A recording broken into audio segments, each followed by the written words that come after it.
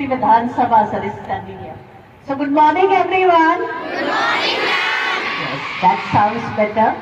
I'm really honored to, start the assembly and welcome all the new students who had come with lot of hopes and aspirations, colors in it, rainbow colors in it. But lives are of different shapes, different values, which is very important at today's time.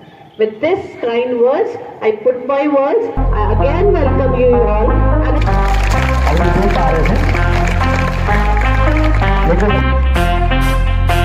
Clap for him.